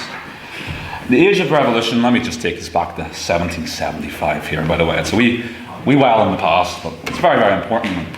There was an enlightenment happened, where these amazing qualities that the proposition apparently hates, equality, liberty, justice, you hate them. But the proposition doesn't want this. No. You hate them. America is amazing for these qualities. And no. The point I'm trying to make here about the Enlightenment and the Age of Revolution is that many countries followed suit during this time. America and France were really tied together. They created this concept, this idea of a Republican democratic government where, you'd stand up to a foreign European power and, you'd actually be able to, run your own country. It was amazing. And that's what we want. That's what the opposition thinks is good. That is why America has done more good than harm. They inspired people. They inspired countries. That's why they're good. Like the Jacobites. The Jacobite revolutions. Who inspired them? When Scottish Presbyterians, Irish Presbyterians, when they all went over and then came back, they were inspired. And they, you know what? They rose up. They didn't like the foreign powers controlling them. So we can see that America has amazing say. They can inspire. And they have inspired us all back then anyway. Yes. You're also completely ignoring the fact that America, especially in recent years, has spread populism around the world, which has spread kind of the rise of the right, as I've mentioned, and has led to more countries basically being it more acceptable to basically do discriminatory policies. So again, we're not saying it doesn't do harm. We're just saying it's done more good than harm. That is the question, Kira. Okay, well, we'll move past this anyway. American people themselves are insanely diverse. Insanely, you cannot deny that. They're insanely diverse. The Irish people being very, very good friends with Americans because the famine, we all went over there and we made a lot of ties. And, and basically, when we were in a time of struggle, the Troubles, what did America do during the Good Friday Agreement? George J. Mitchell, appointed by Bill Clinton, helped negotiate peace. So, if America is so bad, why are they helping us, not a third world country, negotiate peace for actual issues? On that point? No. Looking past that, coming to talk about wars and, let's go back to the foreign power point of America helping us get rid of really, really bad foreign powers, especially the European ones. Germany. Let's talk about the Nazi Party just for a brief second. What did the United States heavily contribute to? The removal of the Nazis. Let's talk about the Cold War, for example, which apparently you're all communists, by the way. I'm not sure, but they were keeping Russia at bay. And let's talk about, as I'm pretty sure my good friend Tom Burns mentioned, Ukraine. I'm a good friend. You are a good friend to an extent. What are they doing in Ukraine? No, thank you. They're funding the Ukrainians, heavily funding them, as well with the West. It's how are they causing all this harm when they're just giving us so much good? Anyway, I'm going to just sum up the proposition's argument from what I've been able to tell. No, I'm summing these up. Let me sum these up. The first team gave us a great insight in the fact that America is selling a false dream. It's like no other country does this. No other country claims to be the best. No other country is Republican. No other country is nationalism. That's nationalism. You are heavily misleading republicanism and nationalism. And then the other speaker. Well, actually, let's come back to that point once again. You were saying how it was unsuccessful. Well, over here we have a horrible cost of living crisis. Are you saying America is the only place which faces financial problems? No, you're wrong. Downright wrong. Downright. And becoming more American, even in the speech, it's the patriotism just comes into you. And then they complained about the amazing values of liberty, equality, and justice. On that point? No. The second team, they stated they could blow our heads off with a gun, apparently. But they could. And they also somehow hated the poor. And that's what I'm going to leave you with. The proposition wants to blow your head off. And they want to make you poor. Thank you very much.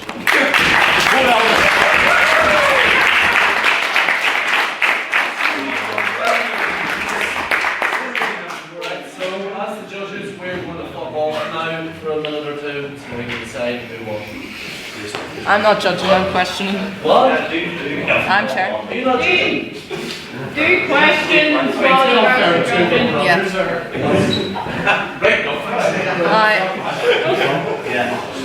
While they go and deliberate, we're going to open up the floor for questions. 15-minute prepared. Yes. So, question for the proposition. I'm going to go for another response. Okay, so this is generically directed at the proposition. This debate has actually rubbed me up the wrong way with the articles she's done. There are two things in the world that I hate.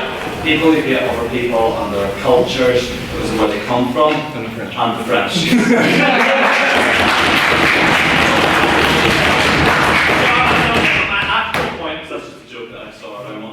My actual point is this here, is that, you know, if we go and look at every other major power in world history, you look at Stalin's Russia, you had millions and millions of deaths. Hitler's Germany, you had about 70 million deaths across all of Europe. Mao Zedong in China, you're talking 40 million deaths. Even historically, proportionate to the population, you have these enormous death counts, okay? But if we go and actually look at America, it's probably the most benevolent superpower the world's ever seen. Would that not imply that it's been more good than bad when you compare it to every single peer it has ever had?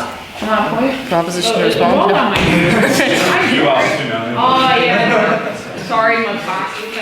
You got so much medicine on your team. I'm on so many drugs. Anyway, I'm on ibuprofen. Essentially, pretty much what that argument boils down to is just because others are bad doesn't mean I'm bad, which is not the way the debate should work. Essentially, you shouldn't have to as a nation go, oh yeah, no, they were terrible. I may have done these absolutely horrific, atrocious things that would have never happened, but at least I'm not as bad as them. Which is not a great way to establish yourself. Also, that's completely ignoring massive atrocities that have happened in terms of the wars. Slavery is a massive one that's taken millions, if not billions, of lives. Also, just influence in general, in the sense of, like, you know, there are a lot of people in what is essentially, you know, current times dying because they can't access healthcare. And just because you go, oh, well, those countries, they're a wee bit bad, doesn't mean that you're not bad yourself. If that makes sense. And let's not forget the genocide. Just one person. Oh yeah, it's fun. Come on. We love parents. Come on. Okay, you can do it. No, that was just a little addendum I was going to put on the end there. Okay. You know? Opposition to respond. I think that's kind of fundamentally the point we've been trying to make. This motion is pretty much, that's when you boil it down, just a balancing act. Yeah. You have to look at the hard, you have to look at the good, you have to figure out which one was more important, which was more important. Did America do bad things? Absolutely yes, it did. Same with every other sort of heard. We have said that countless times. Did it do an awful lot of good? Yes. Did it do more good than harm? Yes, absolutely. That's the point we're making. So the comparison of sort of they're bad or less bad is actually important when you look at this debate on what it is based on importance. Any Questions? Questions for the opposition? The man's so happy. Noah? There was a comment made earlier, and Luke represented a POI, that slavery that took place in Africa was not ethnically based, which it was. No. Are you going to, in a similar way, endorse my favourite civil rights leader in 2024, Joe Biden? Opposition to respond. I feel like I know that. I'm very confused.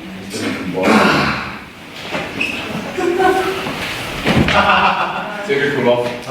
Put your shoes on. Put your helmet. How long? Hot. Thank you. Horny and hot. Put your coat back on.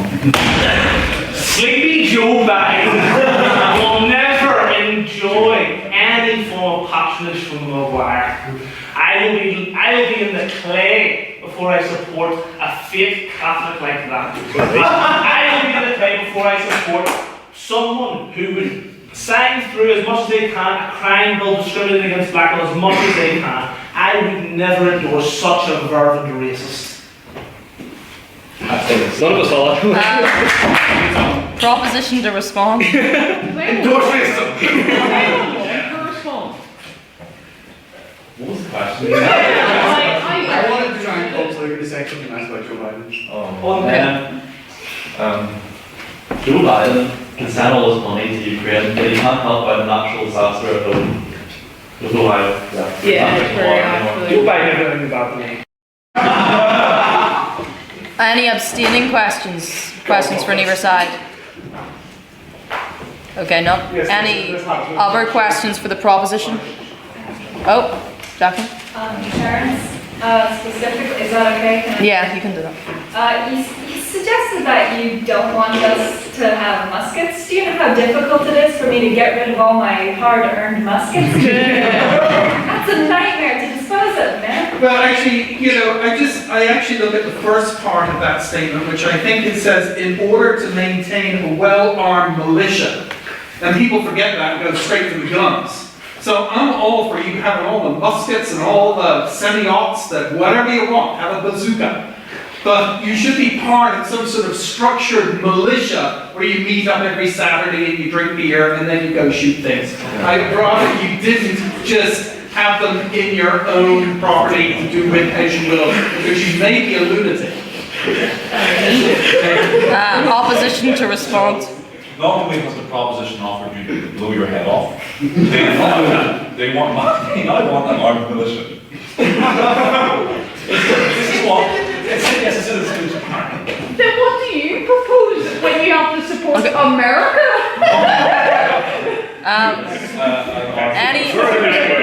Any questions for the opposition? Megan? Just kind of I want clarification. So is everybody. In terms of whenever you were saying that, we could end up speaking German instead of English. English is Germanic, you do know that. I just want to clarify that you do know that. Of course, but it's not German. I think saying X, Y, and Z languages originated from Latin, therefore they're all the same. No, don't be silly. Proposition to respond, but only one of these can. Maybe talk to each other. We'll all be speaking Irish. Death's fault. Are there any abstaining questions this time, actually? Any other proposition questions? You want to say anything, Michael? Can you endorse that, alright? Okay. Who would you prefer to have a hegemony on film? What other country? Probably UK because of yeah, some of the best TV shows and movies and TV shows and things like that. Yeah. Also, like, you hate the French, but genuinely, like, watch their stuff. It's pretty No. Ulster says no! Is that the proposition's response? Yes! Ulster says never! Save Ulster.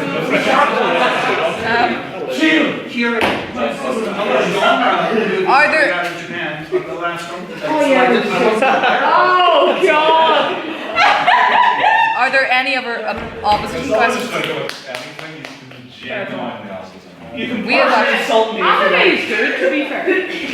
We actually have. Sorry, go ahead. Is this going to be about America? No, the personal. Okay. I heard Tarantino's name slandered and I wouldn't take it because Kill Bill single-handedly solved misogyny, so like, I'm not I was thinking of other works of his, like Is this Pulp Fiction, obscene? I think.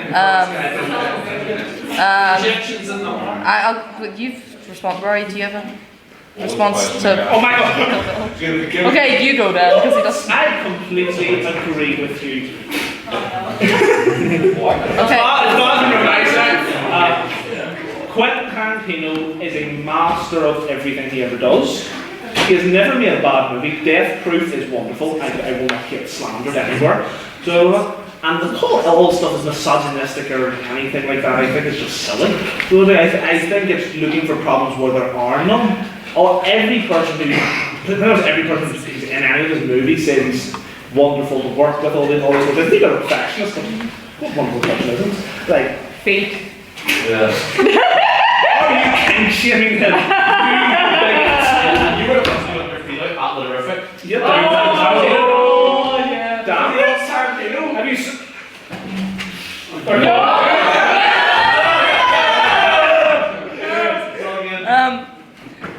Any abstaining questions? God bless you. God bless you. No. Here, if you guys think if any topics that we didn't address that you want us to talk about, that's pretty much what abstaining points are for. Yeah. Or just opposition for opposition questions. Technically speaking, this room is only booked till 9, so they have 2 more minutes to deliberate at most. Do you want to go guess them, to be honest? If we I have no idea where have they the 2 minutes, like. That's Slytherin. Oh my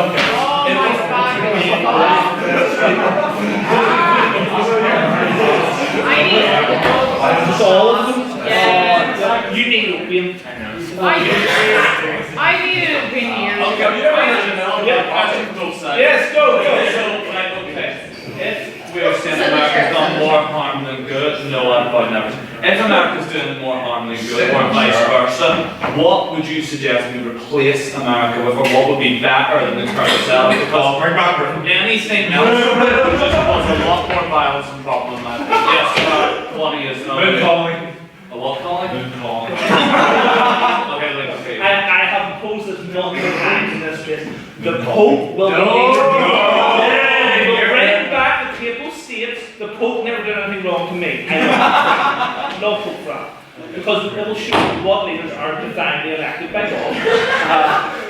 Like unfortunately, he fucking Divinely elected by God. He made that up. All other forms of any religion are heresy and will be burned at the stake.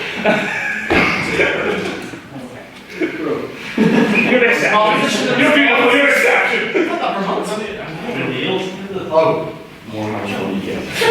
I know 440 years. You seem like my boss. Yes, correct opinion.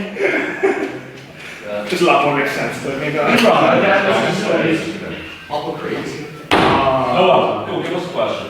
Why me? From your right. Can we go to this delve into Warhammer 40k lore? If you had to be any character in the Warhammer universe, who would you be and why? That's what both sides. Joe Biden. Sam Williams. To be fair, I remember once upon a time I was in Cuckoo where this fellow who was trying to tell me talked about Warhammer. What was this? Every time. What was this? To be fair, I was very interested in this stuff. No, Jason, I'm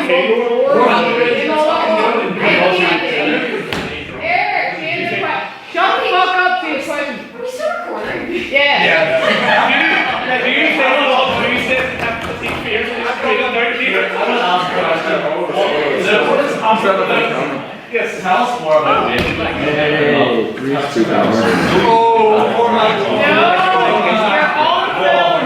You're on film, sir. Get up here. All the reason for America going into Waco was falsified. They were, I will say Republicans on their bank. But they did not negotiate to. I'm afraid of public speaking.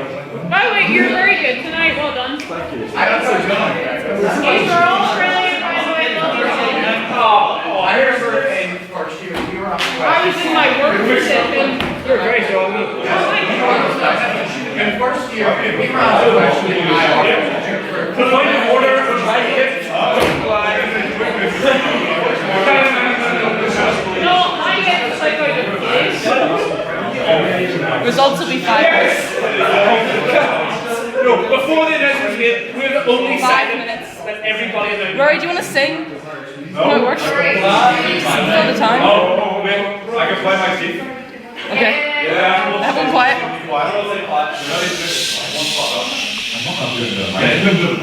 You don't have a mic?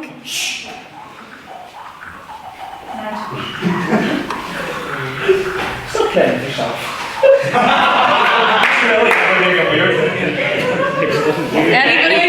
Anybody else have special talents? Go. Give me a song. Sing. Although I said don't get murdered with blood there. To be fair, I do know something called Happy Valentine's Day, which is where a guy murdering someone. Sing it? No, because it's by a band like a Alright, you let it run, Dave. Tonight? Tonight?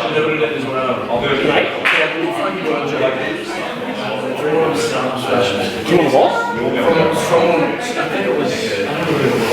It was me, I got there was an unintentional fucking ball joke. Oh my god, this will be wonderful. Is someone that got carried over?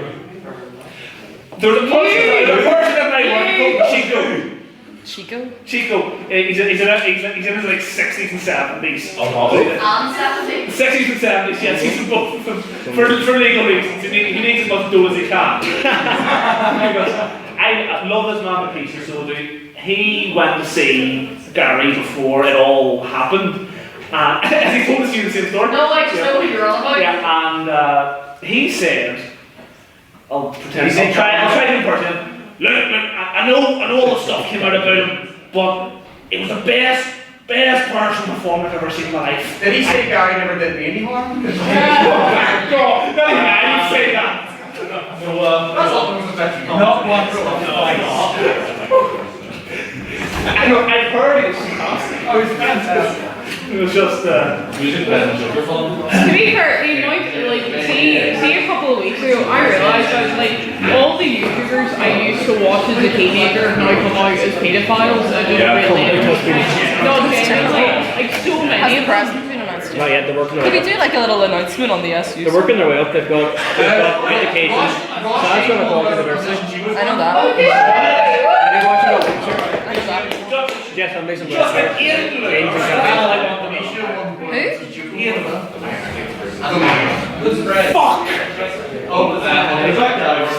I hope that's recorded, by the way. I want that. Beth Elder one? Fucking hell. Really? Elder? It might be Ronnie. I voted Ronnie. Bit of news for the House. Your newly elected campaign and engagement student officer is indeed Aidan Moran. Wow. Can we go on a crusade against the SU now? This is recorded. Everyone be careful. You think I'm just letting you know, be careful of your opinion. Well, not an official capacity. Another year. When will those judges be done? Oh, really? I don't know. I don't know who. I literally just want. I went into the Junction Cafe. Stop it! Stop it! I got the name of it. I was very happy.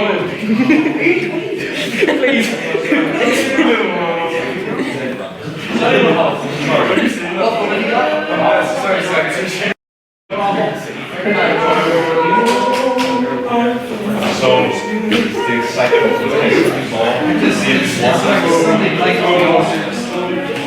Banshees and this year.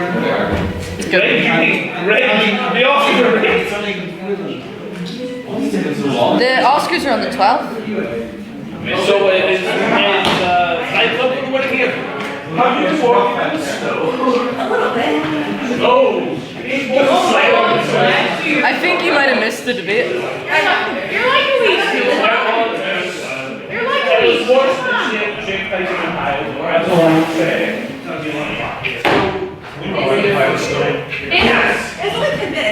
they're coming back. We're putting snow.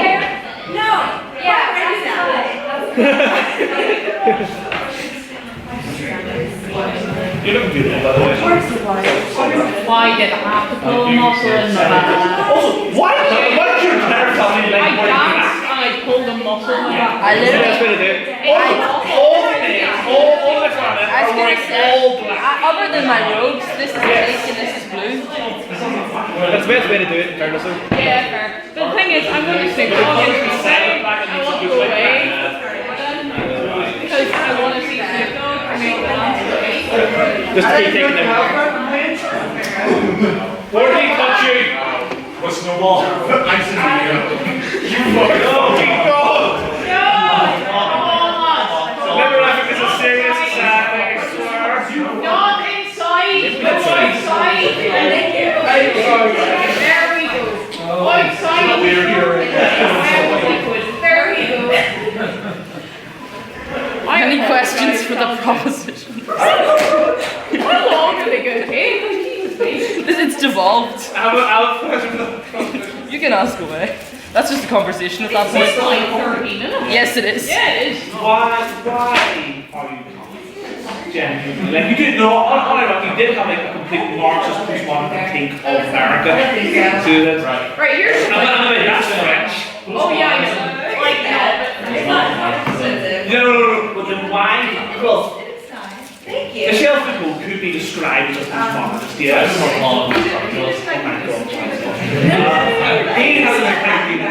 He had an entire view of how his entire ideology linked to Marxism. All of postmodernists were Marxists. You can't recall the names exactly. We're gonna get kicked out. I'm not completely opposed to capitalism. The only issue is, like, America's got so rampant with no regulations that it's there's no competition anymore, and there's so many monopolies and stuff. The problem is that there is government spending essentially government corporations, which is corporations, which is a certain balance saying fascism is better than the corporatism. So it's not that capitalism is not the rise, fascism is on the rise. Same, but even in China, it's a fascist system. Also, I think it's actually that, like, companies just like I'm just like, no, I should it's genuinely perfect. Because, like, the reason why I have like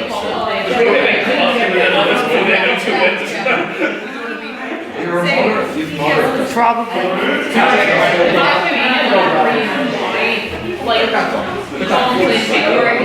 Did the judges start walking? Are they back?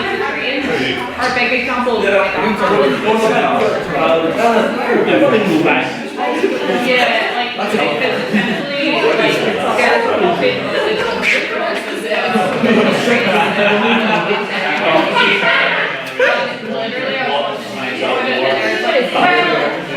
it's called law by corruption. They're both being funded by the trade company, so who knows if that's true?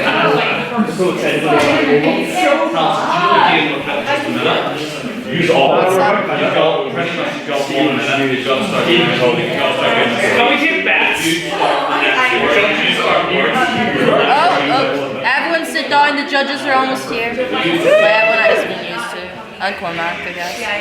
Oh my god. Whatever I think, she also hugged up in this last Okay. Are we allowed to take bets? I didn't win. Who we bet though? Because I know which one's Okay. You tell me, I'll bet. Insider shit. That's like most Okay. So our judges are back, and who am I welcoming up to announce the results? Okay. Oh, damn. Okay. Would you like to go up? Where's it going? Not sure. Give me the gun. I definitely No, I haven't downloaded You have been cooed. There's German on the catwalk here. So, if I can get this over. The winner of Dufferin for the year 2022-2023. Rory McSparrow.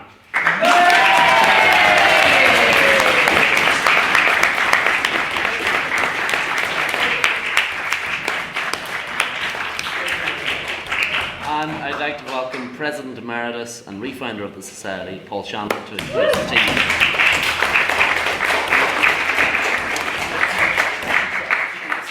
Thank you very much, everyone. It is lovely to be back. I haven't been in this room in quite some years, and it hasn't changed.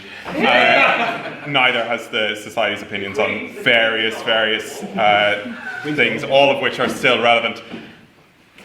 The team that won tonight's competition was Luke and Tom. Yeah!